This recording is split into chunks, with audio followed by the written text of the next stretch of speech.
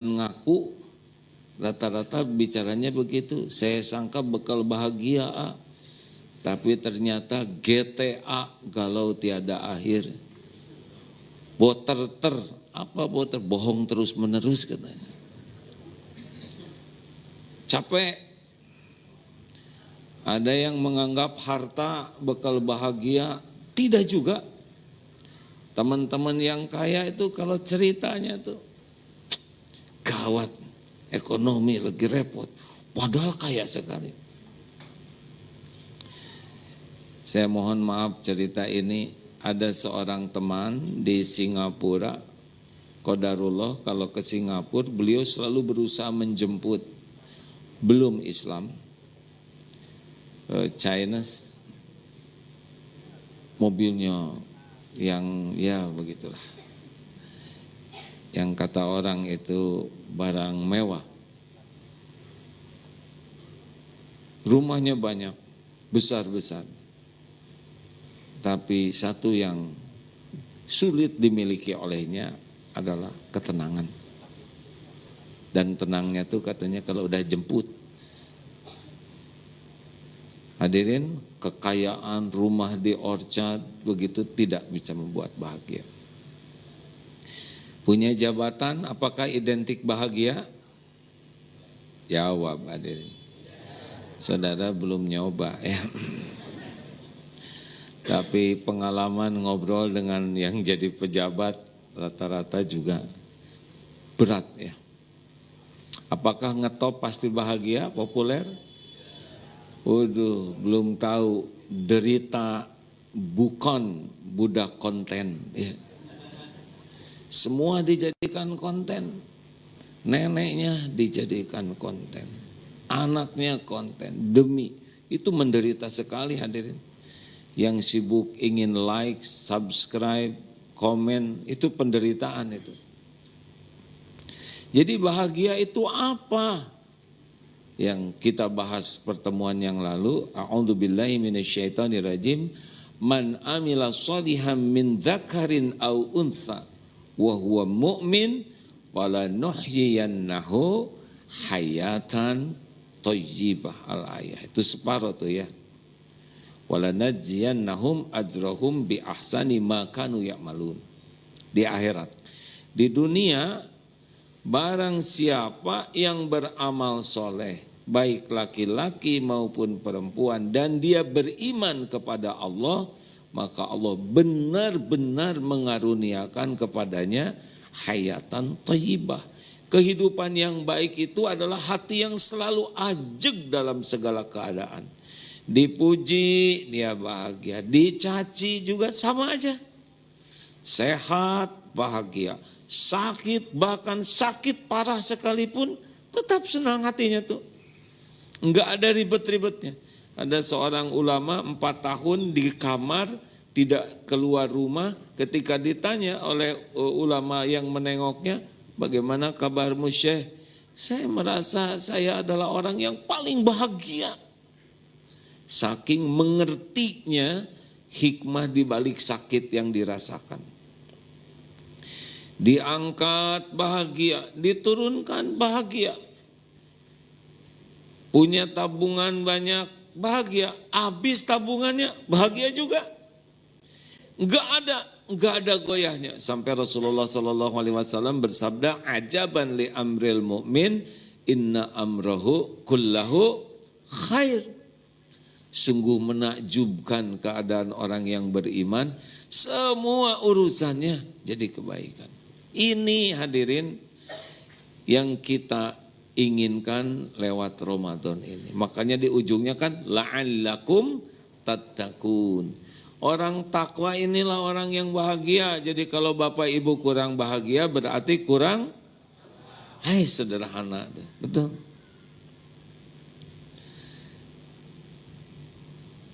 Goal dari Ramadan ini kita jadi ahli takwa. Jadi takwa itu adalah orang yang sukses. Sukses bukan duniawi, bukan. Dunia ini terserah Allah ya. Siapa? Jack Ma, kamu kaya aja. Bukan karena pintar, enggak. Orang kaya itu bukan karena pintar, karena Allah mau. Orang punya jabatan bukan karena hebat, tidak, sama sekali tidak. Kenapa orang punya jabatan? Karena Allah ngasih. Jadi orang punya gelar apapun karena Allah mau saja ngasih. Halo? Jadi nggak usah ada kagum-kagum sama dunia ini ya. Pernah lihat karnaval anak-anak TK? Pernah lihat belum? Salah satu amalan yang sangat disukai Allah adalah membahagiakan orang lain. Saya juga udah tahu jawabannya Pak. Cuma saya bahagia gitu kalau ada yang jawab daripada diem. Bukan acara lamaran, hadirin. Jadi, Bapak Ibu yang baik, kalau kita ingin bahagia, yakinlah bahwa kebahagiaan itu berbanding lurus dengan ketakwaan. Nah, dunia ini milik Allah, dibagikan sesuka Allah kepada siapa saja yang Allah mau. Apakah orang bodoh bisa kaya? Bisa, ya. Yang bapaknya kaya, terus anaknya bodoh, bapaknya meninggal, kaya langsung. Yang malas, yang terserah Allah lah. Nah makanya lihat dunia ini seperti lihat karnaval anak-anak TK saja. Kan ada yang pakai presiden-presidenan, jenderal-jeneralan, kiai-kiaian, ya kan? Putri-putrian. Dan kita tahu bahwa semua itu adalah anak-anak, betul? Nah bedanya sekarang kita lihat orang dikasih dunia lagi karnaval dan kita tahu semua cuman hamba Allah. Jadi jangan kagum. Ini awalnya nih, kalau kita kagum sama dunia, kita pengen itu. Jadi kita kagumnya sama siapa? Sama orang yang dimuliakan Allah. Inna akramakum indallahi atqakum. Sesungguhnya yang paling mulia di antaramu di sisi Allah adalah yang paling takwa. Kita akan bahas sebentar tentang takwa itu seperti apa. Karena udah keseringan disebut, jadi garing ya. Bu, saya mau nanya tapi kalau jadi susah nanti nyusahin ibu ya. Takwa itu apa kira-kira Bu? Nah itu katanya makanya saya ikut pengajian juga. Terima kasih.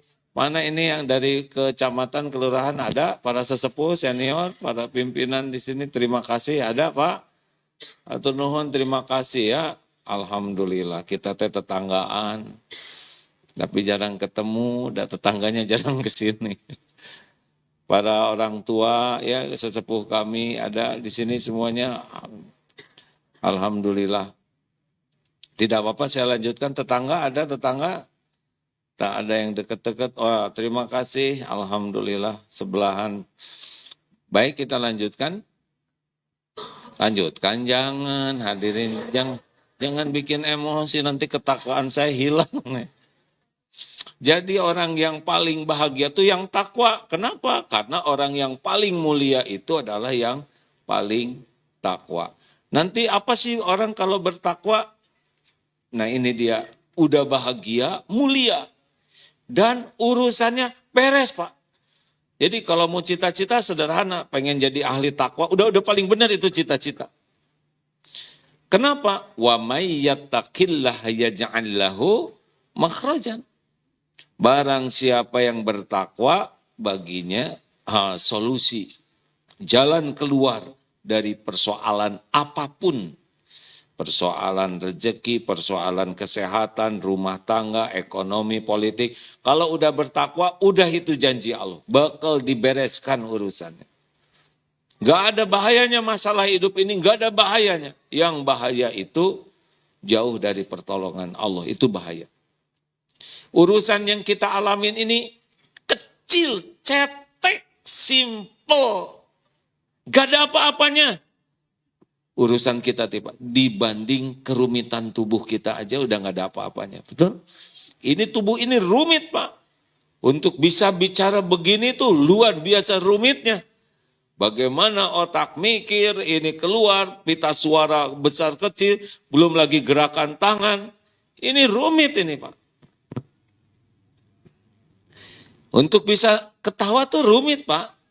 Itu berarti telinga ngedengar, ini lucu, kamu ketawa. Perintahkan ke otak. Buka mulut dikit, angkat, wah rumit Pak. Nah itu ketawa itu rumit Pak. Tuh nutup gini tuh rumit Pak. Kalau koordinasi nggak tepat bisa nutup wajah teman ini Pak. Dan itu artinya real time. Antara pendengaran dan otak kita tuh pas. Coba kalau prosesnya lambat. Lucu. Kamu harus ketawa gigi dulu. Kalau nggak sinkron di jalan ketawa sendiri. Masya Allah. Urusan hidup kita ini nggak ada apa-apanya bagi Allah. Belum lagi kalau kita lihat bagaimana jagad semesta ini diurus oleh Allah setiap saat. Masya Allah. Jadi jangan takut oleh masalah. Ya, takutlah tidak layak ditolong Allah. Tapi ini istri saya kecil ya. Kecil-kecil gimana saya dipelototin tiap hari. Untung bisa melotot ya. Coba kalau kedip atau merem terus repot. Dah lah. Banyak orang yang doa ingin punya istri. Saudara sudah punya. Ya tapi maksud saya jangan yang marah-marah begini. Saya tuh ingin istri saya tuh solehah, hafizah, kemudian akhlakul karimah. Nah kan yang itu enggak mau sama bapak yang udah terima yang ada. Harus ngukur diri dong hadirin. Oh iya Pak, tidak ada masalah yang gawat kalau Allah menolong. Yang gawat itu kita tidak ditolong oleh Allah. Makanya jangan pernah risau dengan ekonomi, keadaan, gimana anak sekolah. Itu semua ada dalam pengetahuan Allah, semuanya ada dalam genggaman Allah, semuanya mudah bagi Allah. Yang kita pikirkan sekarang, layak tidak nih kita ditolong oleh Allah. Ada yang stres mikirkan hutang. Demi Allah Pak, hutang berapapun itu kalau Allah lunasi pasti lunas. Betulan. Ini baru saja kemarin nanda tangan di Australia Pak. Rumah tetangga itu yang 3 tahun tidak mau dijual. Qadarullah Ramadan ini mau dijual. Asal lunas sekitar 5,2 miliar plus 200. 5,5 miliar. Kalau Allah mau, kemarin tanggal 30 lunas saja. Tiba-tiba ada yang ini dari saya aja dulu, sekian-sekian, beres. Hanya tempo 2 minggu selesai. Tidak ada yang sulit bagi Allah. Uang segitu mah cetek, penjahat aja dikasih triliunan, ya kan? Benar? Makanya kalau pusing mikirin uang, pasti nggak yakin ke Allah. Makanya Bapak Ibu, kalau saya pernah mendengar ini luar biasa takdir ini. Suatu saat lewat ke santri sedang ngobrol di masjid. Tidak sengaja mendengar santri ini bilang begini, saya disuruh mesantren ke Darut Tauhid nih. Kata guru saya nggak boleh pengen jadi kiai, gitu.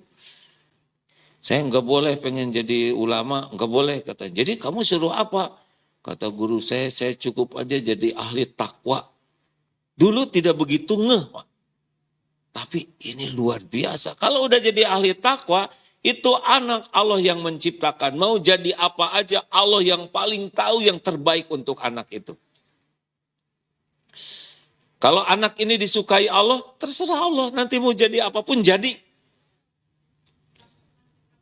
Ada kursus pelatihan bagaimana memiliki anak soleh. Tahu nggak Pak? Apa kunci punya anak soleh? Diberi nama soleh bukan itu hadirin. Coba jangan terlalu sederhana ya jawabannya. Ini sudah para aranakan belum? Bagaimana rahasianya punya anak yang soleh? Semua orang ingin punya anak soleh. Rahasianya sederhana. Jadilah orang tua yang ahli takwa. Udah, itu kuncinya. Bukan hanya mikirin ini anak harus disekolahkan di sekolah Islam terbaik. Itu iya boleh. Tapi nggak ada apa-apanya dibanding dengan ketakwaan orang tua. Berapa banyak orang tua di desa yang ilmunya tidak banyak. SR saja. Gelarnya juga tidak ada. Sekali sekolah rakyat.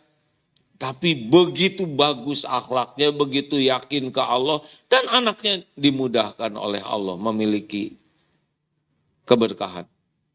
Makanya kalau ingin punya anak yang baik itu bukan mikir anak baiknya, tapi saya layak tidak nih oleh Allah dititipi anak yang baik. Layak tidak nih saya dikaruniai istri yang sabar. Layak tidak nih saya dititipi suami yang soleh.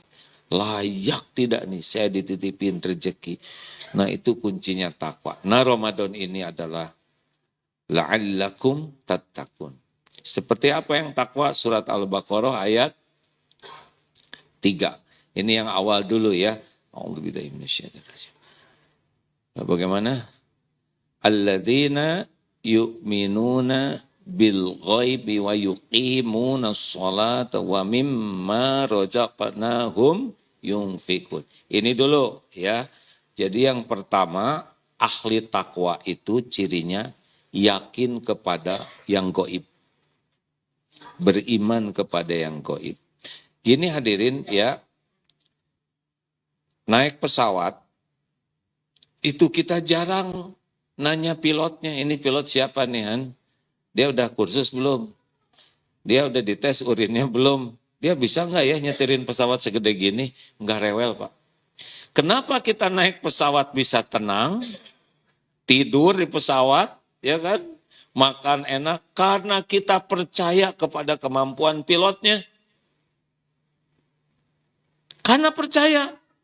Kenapa naik bis tenang? Karena percaya kepada supirnya. Kenapa naik kereta api tenang? Karena percaya kepada masinis. Percaya ke manusia aja sudah bisa bikin tenang. Apalagi kalau percaya kepada pencipta langit dan bumi. Udah tenang hidup ini Pak. Beneran. Nggak risau. Yang kita risaukan tuh kita disukai Allah atau tidak. Orang mau suka mau nggak suka ke kita kecil sama sekali. Sedunia sebel ke kita juga nggak ada masalah. Kalau Allah ridho ke kita, benar? Halo? Kenapa yang ngangguk cuma dikit? Tunggu dulu, saya lagi jengkel sama teman saya. Ini silakan aja jengkel, pasti stres. Makanya Bu, Pak, kalau udah yakin ke Allah yang gaib, Allah maha gaib, tidak kelihatan, tidak terekam oleh indera kita. Kita juga harus yakin sama malaikat. Ini ciri orang takwa. Yakin nih, bahwa sekarang di ruangan ini tidak cuma kita, tapi ada malaikat juga. Ada malaikat rahmat, ada malaikat yang mencatat. Maaf ya, ini perkataan saya ini Pak, Bu, demi Allah ini pasti didengar oleh Allah. Ma yalfizu min qaulin illa ladaihi raqibun atid. Ini kata-kata dicatat ini oleh malaikat. Dan bakal ketemu ini kata-kata saya ini di yaumil akhir nanti. Maka enggak nafsu banyak ngobrol kalau orang yang yakin Allah maha mendengar. Coba surat Ali Imran ayat 5. Innallaha la yakhfa alaihi syai'un fil ardi wala fis sama. Sesungguhnya bagi Allah tidak ada yang tersembunyi baik di bumi maupun di langit. Udah selesai kita mau maksiat di mana? Karena nggak yakin saja maka kita maksiat. Nah Bapak Ibu juga harus yakin ada jin. Biasanya apakah jin Islam ada di sini? Jawab. Saya tidak tahu. Ya, kalau malaikat saya yakin ada karena ada dalilnya ya. Di majelis ilmu, majelis zikir ada malaikat rahmat yang mendoakan.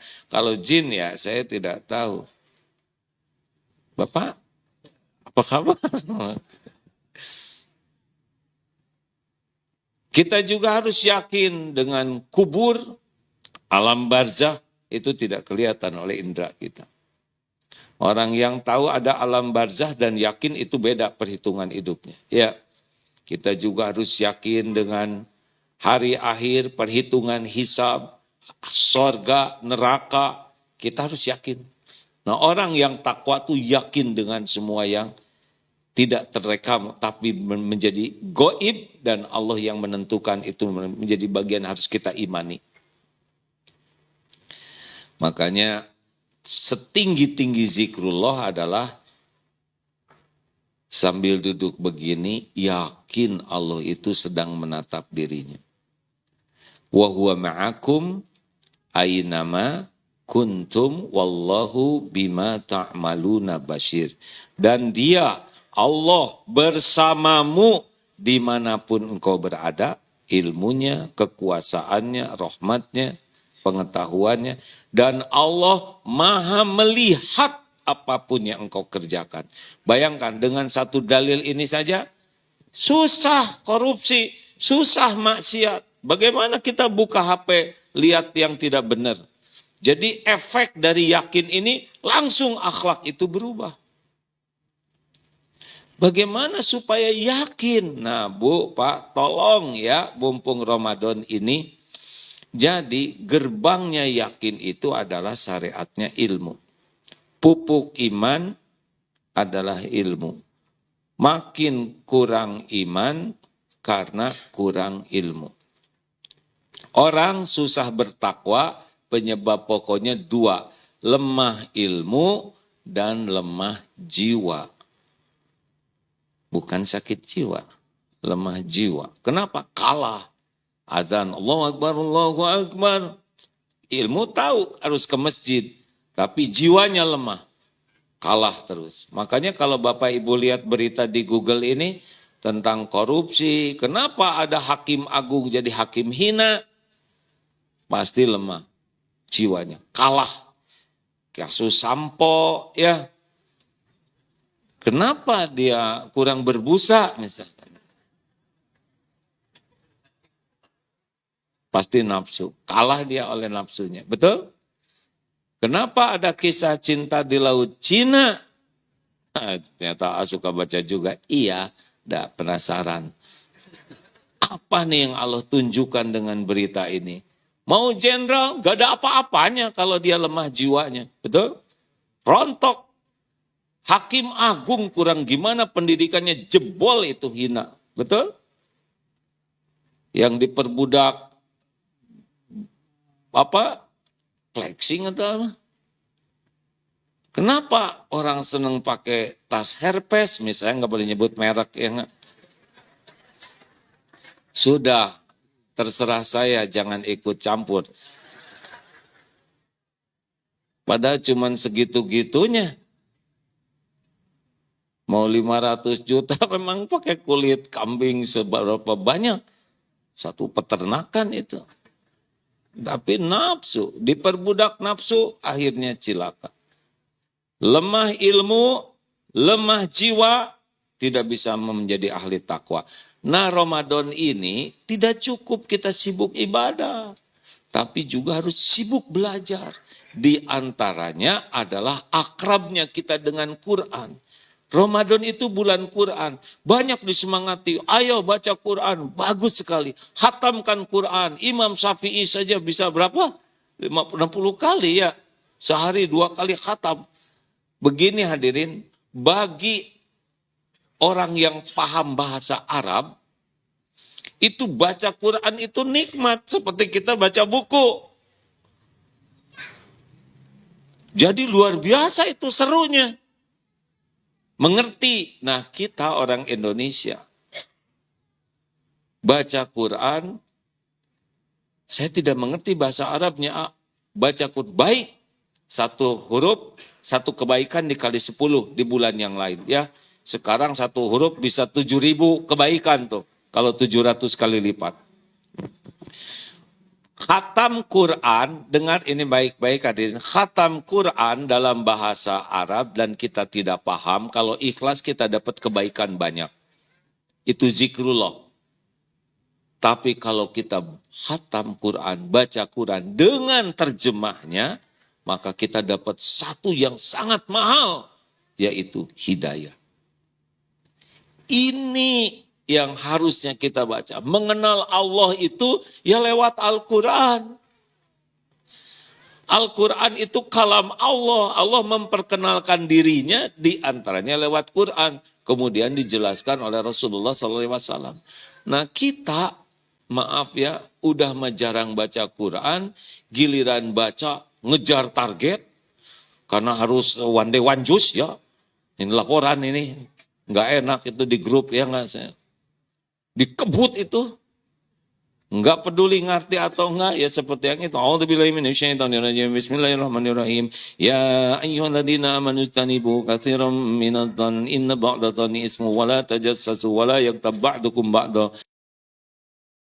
Ayuhibbu ahadukum ayyakula lahma akhihi maitan fakarihtumuh wattaqullaha innallaha tawwabur rahim. Shadaqallahul adzim.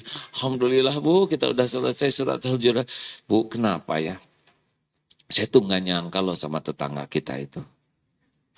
Dia tuh kayaknya orangnya tuh judes tuh Bu.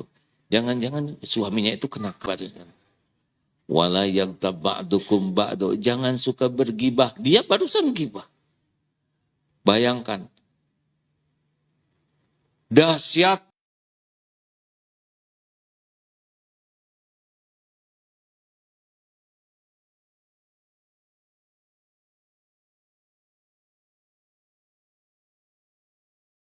Kita berubah justru kalau kita makin paham.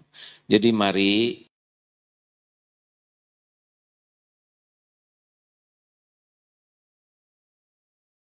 Ramadan ini khatam Al-Quran lengkap.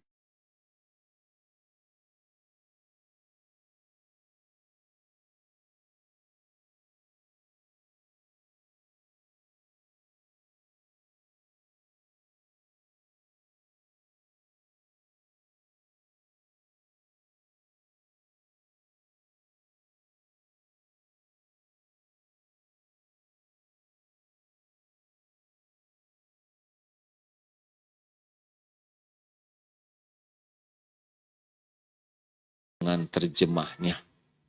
Minimal sehari 1 juz.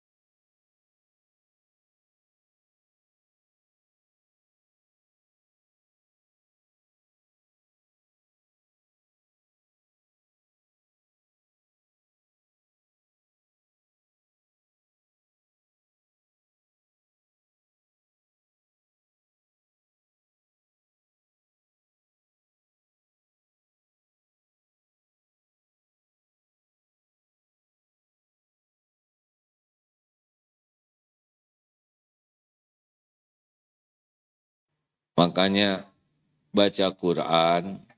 Dan kalau kita sudah terbiasa membaca Al-Quran dan memahami artinya, nanti taraweh itu betah. Kita tidak betah taraweh itu karena nggak ngerti. Iya kan? Kenapa tidur waktu tarawehan? Kenapa sampai jekluk begitu kan? Jujur, mending yang 23 rakaat atau 11. Nggak boleh bohong loh ini. Mending yang panjang ayatnya atau yang pendek tapi enak gitu. Intinya pendek bukan enaknya. Kalau sudah paham ya, orang-orang yang paham bahasa Arab dengan baik, paham Al-Quran, itu nikmat. Dengar imam yang suaranya bagus, bacaannya panjang, seperti dengar ceramah ini.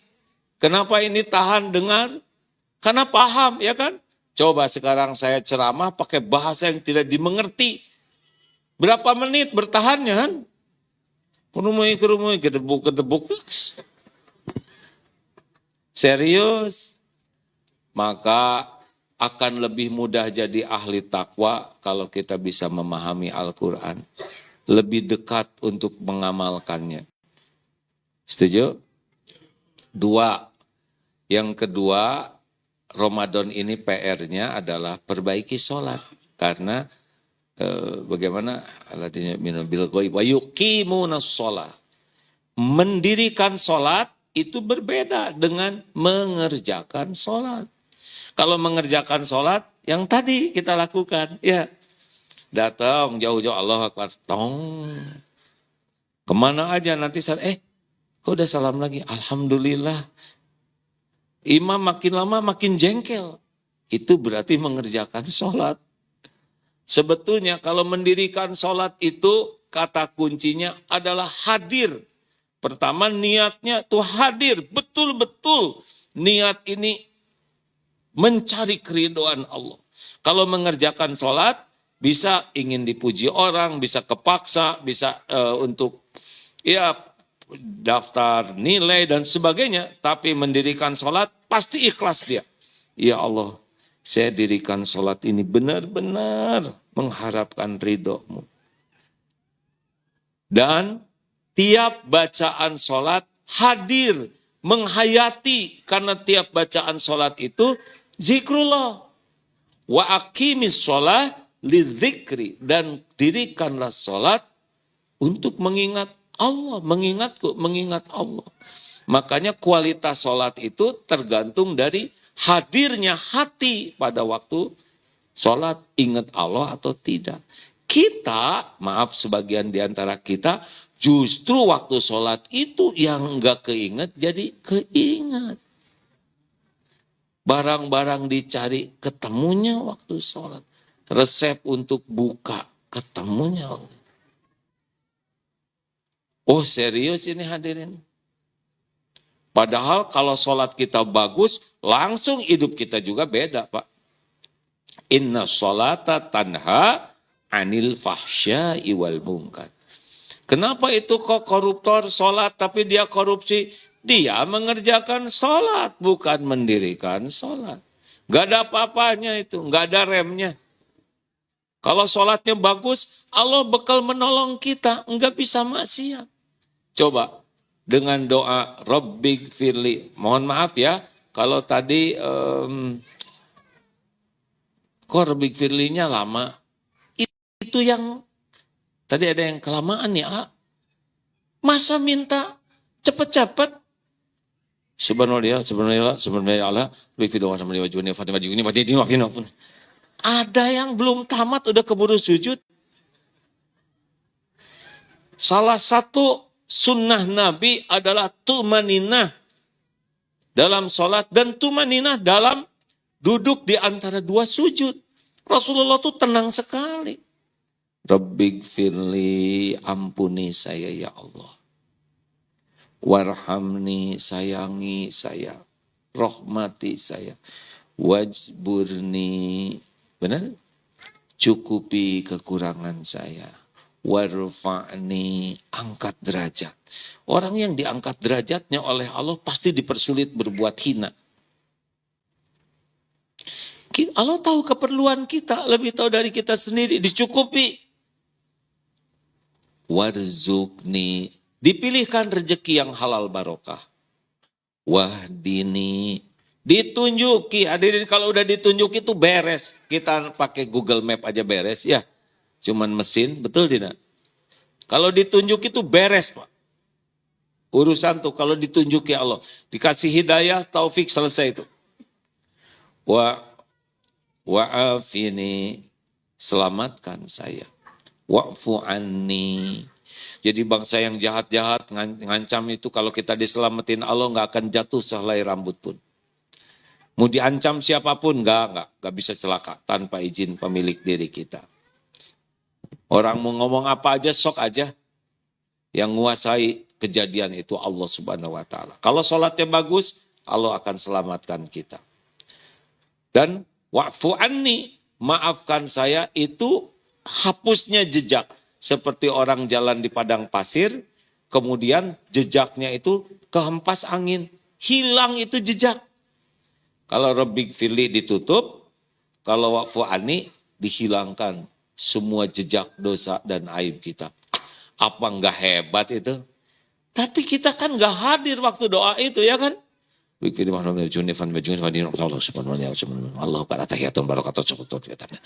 Astagfirullahaladzim. Assalamualaikum. Ayo. Makanya Ramadan ini perbaikilah sholat kita, ya. Pahami bacaan sholat. Belajar lagi, jangan ngandelin yang dulu. Ayo atuh, kita doa iftitah aja nggak ngerti, ya. Fatihah juga tidak mengerti itu. Waladhdallin. Amin aja nggak mengerti artinya. Subhana rabbiyal azim tidak paham. Sami Allahu liman hamidah tidak juga paham. Terus bagaimana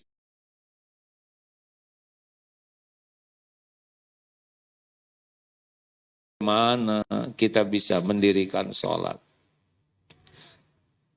Halo? Jelas kah, hadirin? Jadi kita khusyuknya juga paling khusyuk ngejar kata-kata dalam sholat. Bismillahirrahmanirrahim. Paling ngejar itunya. Padahal yang bagus itu merasa ditatap Allah dan ya Allah dengan menyebut namamu wahai Allah yang maha pengasih, maha penyayang. Alhamdulillahi Rabbil Alamin. Segala puji bagimu ya Allah Rabb semesta alam.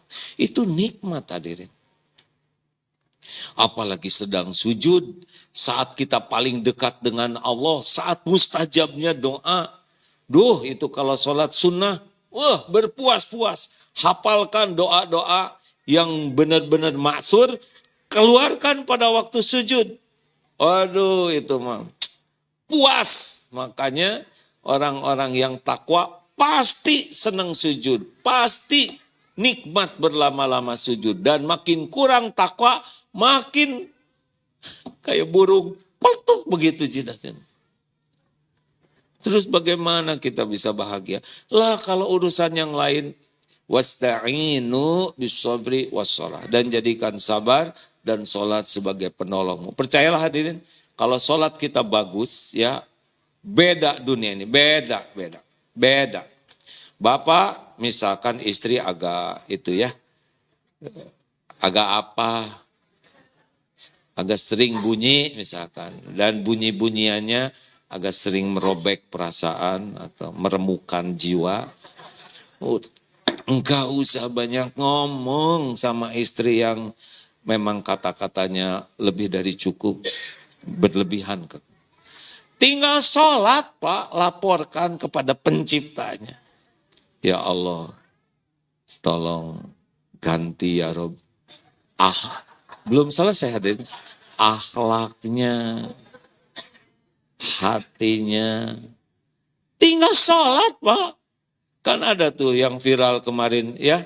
Seorang istri yang, wah ini melihat HP ini dari siapa? Allahu Akbar. Sholat terus. Udah mau selesai. Pak ini HP-nya. Allah. Itu jolim itu. Karena takut dikepruk oleh istrinya. Tobat. Minta ampun ke Allah. Belum jadi suami yang benar. Belum bisa jadi contoh yang baik. Belum bisa mendidik istri dengan sungguh-sungguh dan ikhlas. Belum jadi contoh bagi keluarga. Belum warok memberi nafkah yang bersih. Tobat kalau ingin. Dah, mudah bagi Allah ngebulak-balik hati istri. Gak bisa dinasehatin istri tuh Pak. Kok bisa gitu? Ya nasihat harus, cuman kan Bapak gak bisa didengar istri karena istri udah tahu modal Bapak, ya enggak? Saya tuh imam. Lah, ina atau ina terus imamnya. Itu juga kata anak salah Pak, maksudnya. Ini serius hadirin. Bu, ibu juga lah udah nggak usah terlalu nggak usah terlalu pusing mikirin suami bu. Udah dipikirin juga tetap pusing. Lebih baik disolatin. Maksudnya ibu sholat. Menyelidiki suami tidak perlu. Nggak akan kekejar. Lebih baik ibu deketi Allah yang menciptakan, menggenggam, membulak-balik hati suami, yang suami ibu takluk sepenuhnya kepada kekuasaan Allah. Udah suami pergi sholat ibu mah. Titip ya Allah, engkaulah penjaga yang maha sempurna. Saya tidak mau berburuk sangka walaupun curiga. Engkau ya. Serius hadirin, serius, ini serius banget. Dulu kan pernah cerita ya, ada suami yang ngamuk di rumahnya, segala dibanting, tendang, pergi keluar. Biasanya 3 hari tidak pulang, ini baru 15 menit, 20 menit, balik lagi ke rumah. Didapati istrinya sedang sholat. Ini kisah nyata hadirin. Selesai sholat, tanya, minta maaf malah suaminya. Bu, saya ini nggak pernah kejadian kayak gini. Biasanya 3 hari ini. Kamu ngewiridin apa? Kok saya jadi pengen minta maaf? Ya saya sih sholat aja. Nyolatin apa? Saya sholat minta ampun Pak. Belum jadi istri yang baik. Belum bisa menenteramkan suami. Akhlak saya belum bagus. Masih sering berkata kasar. Saya mah hanya mikirin dosa saya. Minta ampun. Tapi dijanjikan bagi orang yang banyak bertobat, Allah menyelesaikan urusannya dan Allah mendatangkan pertolongan yang tidak diduga-duga. Iya, Bapak dibalikin hatinya oleh Allah. Yang paling gampang mah, ngurus anak juga udah sholat. Mau ngomong apa?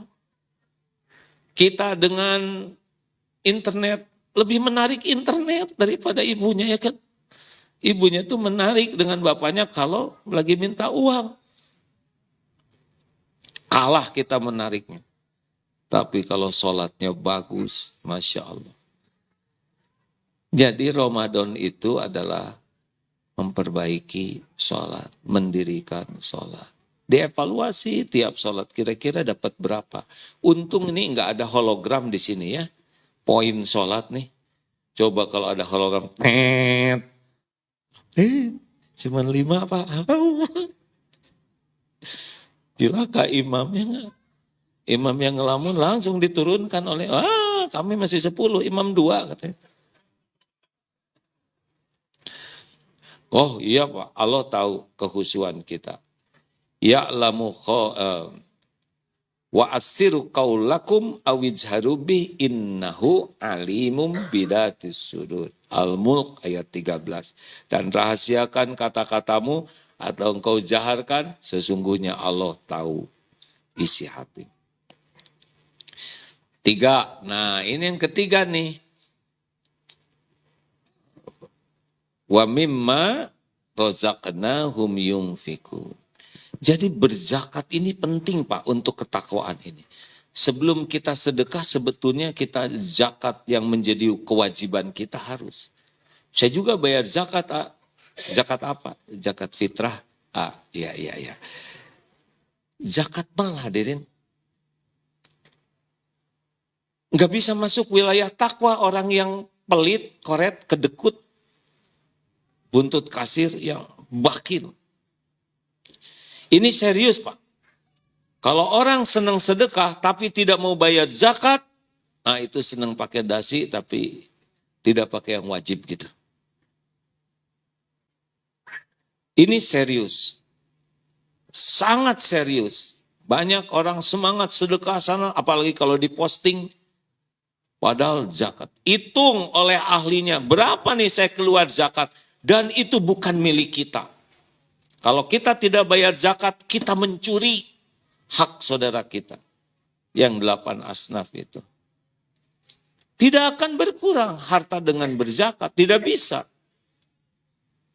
Justru gara-gara tidak berzakat ini, fakrohu baina ainai, Allah simpan di pelupuk mata kita tuh takut miskin. Disiksa hadirin. Tahun lalu kita untung 9 miliar. Tapi tahun ini kita rugi. Cuman untung 8,5 miliar. Bayangkan itu. Untung 8,5 miliar dianggap rugi. Pasti fakrohu baina ainai. Disimpan di pelupuk matanya itu oleh Allah takut miskin. Hadirin, pastikan ini. Konsul, tanya. Enggak usah bak bibet. Mau berapapun zakat keluarkan. Lebihkan. Lihat nanti. Tenangnya jiwa, nikmatnya hidup, sakinah, itu karena tidak ada harta orang lain yang ditahan oleh kita. Yang tidak suka bayar zakat, dipastikan hidupnya tidak tenang. Silakan saja makan kotoran. Ya. Nih mumpung Ramadan, ini serius Pak, karena banyak yang niat sedekah sana, tapi giliran zakat nggak mau bayar. Ciri pecinta dunia adalah mengutamakan yang sunnah-sunnah tapi mengabaikan yang wajib. Seperti yang datang ke orang-orang wirid, ya rojak, ya rojak, ya rojak, ya rojak. Sholat enggak. Itu pasti pengen sesuatu dari duniawi. Halo? Wah, ayo tanya nanti ke ahli, konsul ke ahli zakat. Ya. Kalaupun harus jual ini juga, gak apa-apa jual. Daripada kita mengambil hak orang lain. Jangan bercita-cita hidup tenang, bahagia kalau tidak bayar zakat. Gak bisa. Takwa itu harus lewat membersihkan harta kita. Nah, masuk ke surat Ali Imran. Sudah waktunya azan belum ini? Bagaimana? Perlu dipercepat atau tidak azannya? Boleh dilanjutkan hadirin? Tapi sepertinya tertekan gini hadirin. Saya udah baca Quran jadi jelek. Padahal udah 20 juz. Saya sholat ditambah taraweh tapi jadi jelek. Ya, karena belum mengerti. Saya sudah buka bersama nyumbang itu buat korma. Kormanya juga korma jelek ya kan. Kalau kita tidak mau dikasih korma yang jelek, kalau nyumbang korma yang bagus. Nah, masuk ke surat Ali Imran 133 134 ya. Wasari'u ila magfiratim mir rabbikum wa jannatin ahduhat samawati wal ard uiddat lil muttaqin. Dan bersegeralah kamu kepada ampunan Allah yang luasnya seluas langit dan sorga yang luasnya seluas langit dan bumi yang disediakan bagi orang yang bertakwa. Nah, siapakah yang takwa? Tadi Al-Baqarah ayat 3, sekarang Ali Imran 134. Alladzina yunfikuna fis-sarra'i wad-dharra. Yaitu orang yang senang menafkahkan, berinfak dalam lapang dan sempit. Nah, ini ukurannya. Jadi ahli takwa tuh lepas kemelekatan dunia di hati itu. Lengketnya hati, pelit itu karena lengket. Dan sebetulnya ini karena tipu daya setan saja yang menjanjikan kefakiran dan mengajak kepada keburukan. Allah menjanjikan ampunan dan fadlan dan karunia. Tapi setan sebetulnya yang membuat kita, aduh sayang janganlah ini nanti berkurang, ini yang jelek aja. Ini yang harus kita lawan. Ahli takwa tidak mungkin pelit. Bahagia itu dalam berinfak hadirin. Makin pelit, kedekut, buntut kasir yang tadi mereka hese, makin tidak bahagia. Halo? Pernah cerita di sini seorang suami yang memberi ke istri, udah diceritakan belum? Udah. Ceritakan mas, ya saya istirahat dulu. Suami memberi uang ke istri, Bu, ini 5 juta buat ibu. Terserah ibu, buat keperluan ibu pribadi. Alhamdulillah, jazakallah khair. Kulo ngaturakan matur suwun sangat mas. Beres. Sekali aja. Kasih lagi. Ini 5 juta lagi buat ibu. Buat apa lagi? Ini buat berpuas-puas sedekah. Habiskan uang ini buat sedekah.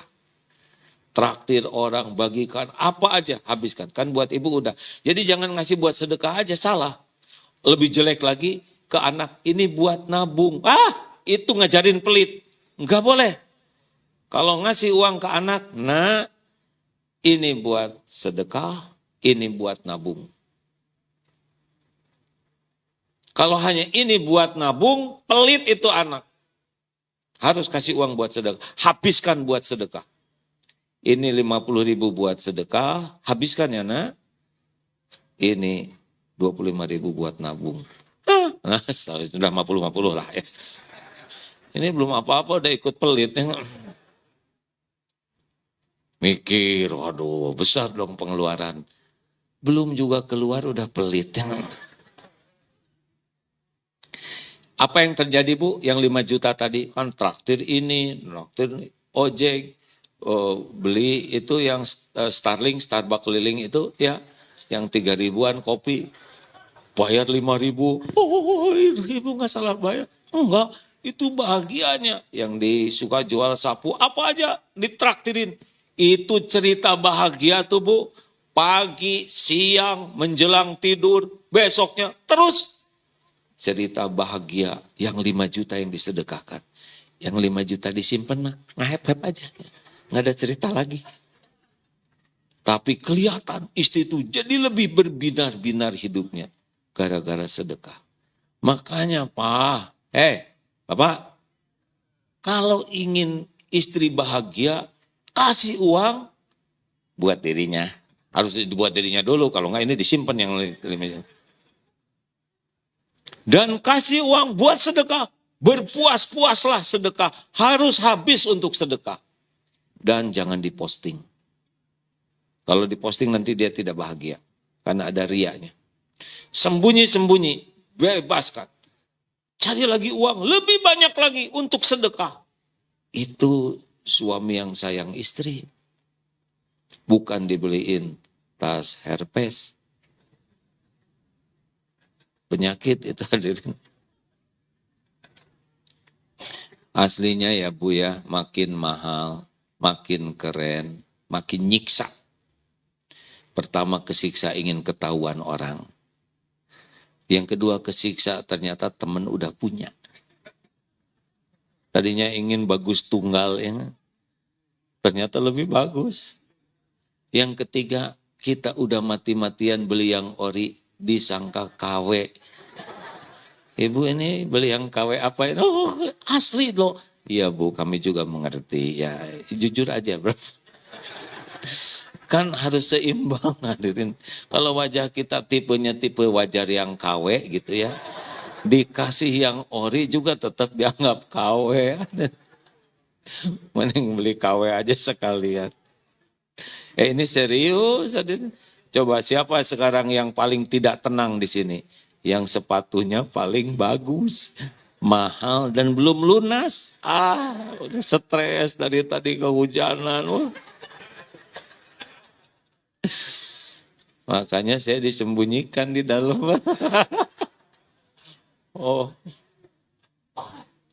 Ini serius Ayo, keluarin barang-barang. Yang nggak punya uang, keluarin barang-barang. Yang nggak kepake. Lihat sarung ada berapa Pak? Cuci ke laundry, setrika yang bagus, kasih minyak wangi, bagikan. Pulang dari sini lihat barang-barang yang nggak kepake. Ya, karena kita itu suka sekali ngumpulin barang bekas. Dipakai enggak, dikasihin sayang. Nanti gimana dong kalau dikasihin saya perlu beli lagi, nanti ada lagi rezekinya. Rezeki itu nanti ada lagi Pak. Maaf ya, saya kan udah agak lama di dunia ini. Saya kira lebih lama dari teman-teman ya nih. Saya perasaan paling lama nih ada 62 tahun. Ini tinggal setahun lagi nih kalau 63. Tapi kalau mau duluan ya silakan. Waduh dicatat nih kata-kata. Astagfirullahaladzim. Nah, jadi Bapak Ibu yang baik, Tidak bisa memasuki wilayah takwa kalau lengket. Kalau lengket dunia di hati, itu nanti seperti perangko. Giliran diambil, robek. Enggak boleh. Dunia ini enggak worth it untuk membuat kita sakit hati, sedih, kecewa, marah-marah. Enggak ada dunia yang bikin luka di hati. Bilang sama keluarga, enggak boleh urusan dunia ini bikin kotor hati, sedih, jengkel, marah-marah. Enggak. Kerudung kena setrika, selesai. Kenapa? Kerudung bolong. Mulut jadi bolong gitu, Kena setrika, qadarullah wa masya'a fa'al. Ini udah takdirnya. Udah, ke depan lebih hati-hati. Beres. Mobil rusak. Ya sudah, rezeki bengkel, mau apa lagi? Saya pusing, ini mobil cicilannya besar, jual. Tapi harganya jadi murah, jangan jual. Saudara mau apa, Pilih dong salah satu, Mau banyak gaya, siap penderita. Biasa aja hidup. Asli loh, nggak usah banyak gaya, capek banyak gaya tuh. Biasa aja hidup dunia mah nggak ada apa-apanya. Bukan tidak boleh. Punya mobil bagus boleh? Boleh tidak? Boleh, hadirin, dunia ini buat kita yang jangan itu diperbudak. Merasa mulia dengan mobil bagus, merasa terhormat dengan kaleng, beling, kan cuman itu.